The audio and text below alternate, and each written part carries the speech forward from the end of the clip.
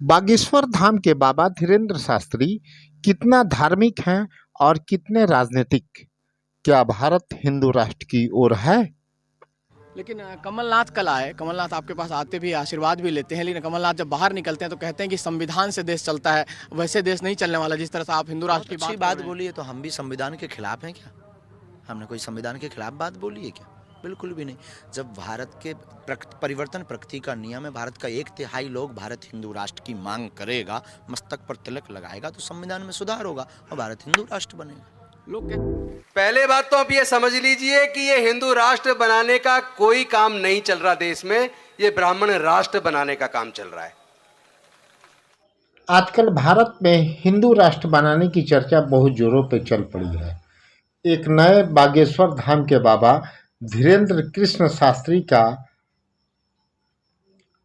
आविर्भाव हो चुका है। वह घोषणा करते हैं कि हिंदू राष्ट्र बनेगा।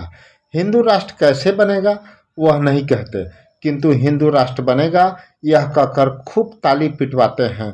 उनके सामने बैठे हुए लोग खूब हंसते भी हैं और जो टीवी में देखने को मिलता है, इसके साथ साथ तथाकथित संत महात्मा भी अपने प्रवचन में हिंदू राष्ट्र की तर्क प्रस्तुत करते हैं। इसमें नेता लोग भी पीछे नहीं है। मेरा मानना है कि दुनिया में धर्म, राष्ट्रों और राष्ट्रीयता के बीच एकता स्थापित नहीं हो सका। न तो इस्लाम मुस्लिम बहुल राष्ट्रों के बीच एकता कायम कर सका, न तो ईसाइयों बहुजन वाले देश के बीच युद्ध टला, न प्रोटेस्टेंट बहुल होने के चलते इंग्लैंड और जर्मनी के बीच दोस्ती रही, और न ही बौद्ध धर्म के देशों की आपस में सद्भावना रही। मनुवादी हिंदू भी वेद, मनुस्मृति, श्री भगवत गीता, श्री रामचरितमानस आदि के भेदभाव नीति होने के कारण भारत भी बहुजन हिंदुओं को अपने साथ जोड़ नहीं रख सका और न सकेगा। केवल लोकतंत्र ही देश की एकता को कायम रख सकता है, जिसके तहत सभी जातियों के समान हक मिले, सभी प्रांतों को सच्ची स्वायत्तता मिले और सभी पंथ संप्रदाय के प्रति सद्भाव रहे। भारत भूमि पर अनंत काल से लोगों का समागम होता रहा है। द्रविड़, ऑस्ट्रिक यानी आदिवासी, आर्य, निग्रो, यूनानी, यूची, शक, आभीर, हुन, मंगोल, तुर्क आदि ने आपस में मिलकर भारतीय जन समूह की रचना की।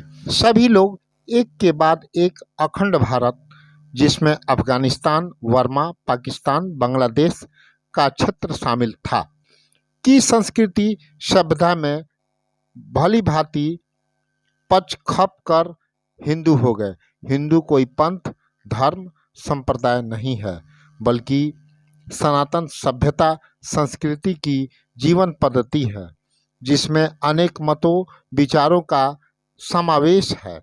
प्रकृति पूजक भी हिंदू, मूर्ति पूजक भी हिंदू, व्यक्ति पूजक भी हिंदू, पशु पक्षी पूजक भी हिंदू, साकार पूजक भी हिंदू, निराकार पूजक भी हिंदू, आस्तिक भी हिंदू, नास्तिक भी हिंदू, दैत्यवादी भी हिंदू, अदैत्यवादी भी हिंदू, वैदिक धर्म, शाक्त धर्म, शैव धर्म, वैष्णव धर्म, जैन धर्म मानने वाले भी हिंदू। हिंदू में विभिन्न तरह के मतों विचारों का समावेश है। हिंदू नाम का कोई पुस्तक ग्रंथ नहीं पाया जाता है। मनुस्मृति, भगवत गीता, रामचरितमानस ये सब हिंदू ग्रंथ नहीं बल्कि वैदिक मनुवादी ग्रंथ हैं, जिसमें बहुजन हिंदू समाज को नीचा माना गया है। मनुवाद में वर्ण में ब्राह्मण, क्षत्रिय, वैश्य, शूद्र, वैश्य और शूद्र में सैकड़ों जाति। हिंदू में ऊंच नीच और ब्राह्मण के आगे सारे नीच। इसका मतलब 90% हिंदू नीच है। आप बताइए कि जिस धर्म में जन्म जन्मांतर नीचों का बसेरा हो, वहाँ उसकी तरक्की, विकास सोचना सपना जैसा है। हिंदुओं के बीच वर्षों से सामाजिक सांस्कृतिक एकता का आधार नहीं बन सका है।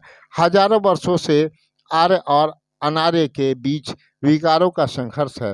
हिंदू राष्ट्र की वकालत करने वालों से मैं जानना चाहता हूं कि हिंदू राष्ट्र का संविधान क्या होगा।